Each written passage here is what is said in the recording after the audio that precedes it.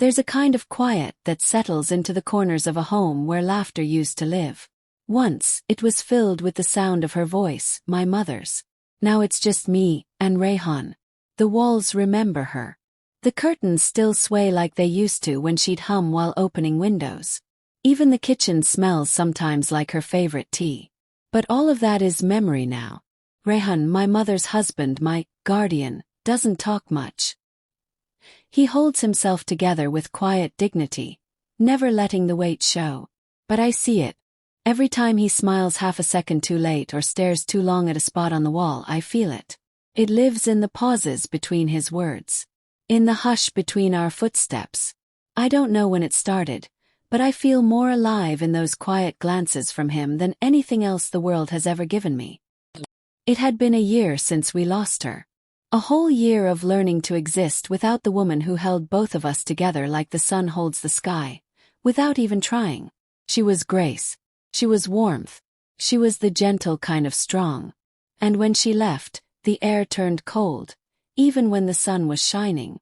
We didn't talk about grief much. Rayhan was never the kind of man who spilled pain in words. He wore it like an old coat, silent, heavy, and worn. But in that silence, something new quietly began. I remember one night. Rain poured against the windows, drowning everything else in soft white noise. I couldn't sleep again. I walked down to the kitchen for some tea. The light was already on. There he was, standing by the counter, hands resting flat, shoulders sagging like he'd been carrying that moment for hours. He turned when he heard me. Neither of us said anything. "Couldn't sleep?" he finally asked. He nodded. "You too." He exhaled softly. The way his shoulders moved felt like a quiet confession. "I think I miss the sound of her voice the most at night," he said. I didn't answer right away. Just poured tea for both of us and handed him his cup. Our fingers brushed, barely, but it lingered in the air like something unspoken. "She'd be proud of you," he said suddenly. The warmth in those 4 words sank into me. "So would she," I replied. We didn't speak after that. Just sipped tea and listened to the rain side by side. Wrapped in silence. Peaceful one.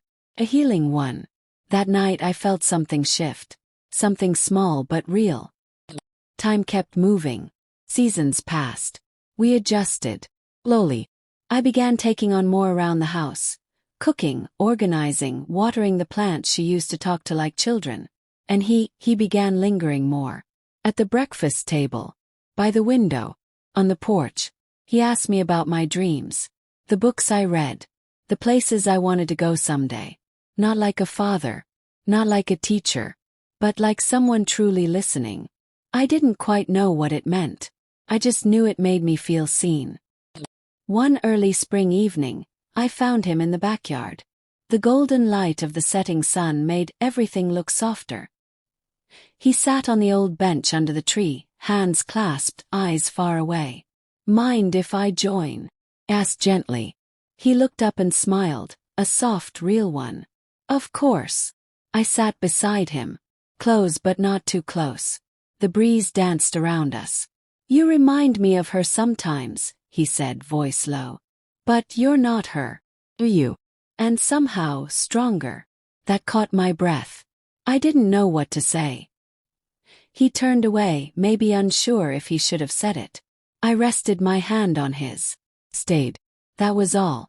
We sat like that, quiet, steady. 2 souls holding space for each other. The days after that became something new.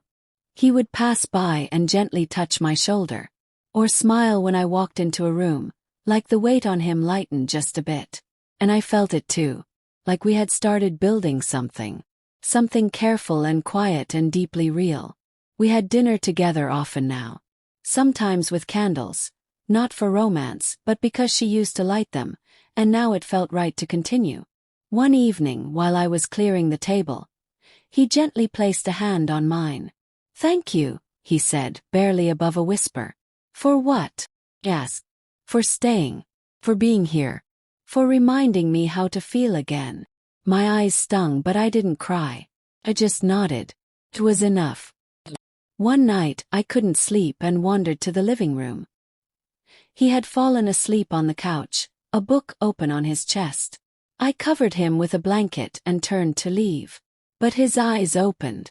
"You didn't wake me," he said, half asleep. "I was just waiting." "For what?" I asked quietly. He blinked slowly. "I don't know. Maybe peace. Maybe you." I sat beside him, unsure why. He looked at me, then really looked. "Do you ever wonder what it would feel like to just let go of everything we're told we should feel, and just feel what's there?"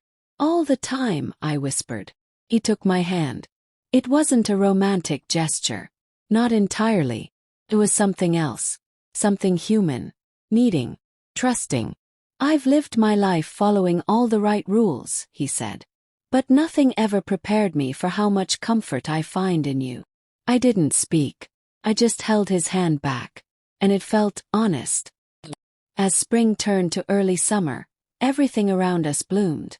Even the spaces between us. We'd sit on the porch for hours. Sometimes in silence.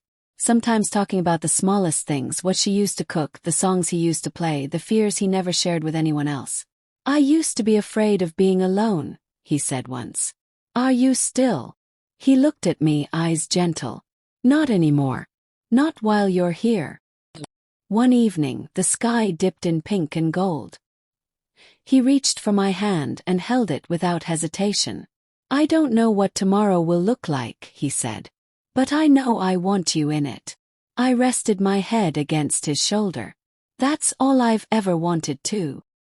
There were no confessions. No declarations. Just two souls surviving the same storm, finding shelter in each other. And somehow, in the quiet, something beautiful had begun to grow. There's a kind of closeness that doesn't need words.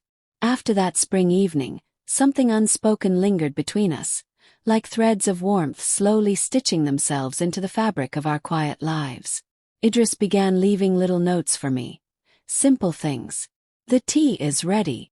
Your plant looks happier today." Sometimes even a quote from a book he thought I'd like. It was subtle, but it mattered. I started waiting for those moments. The soft glance across the room.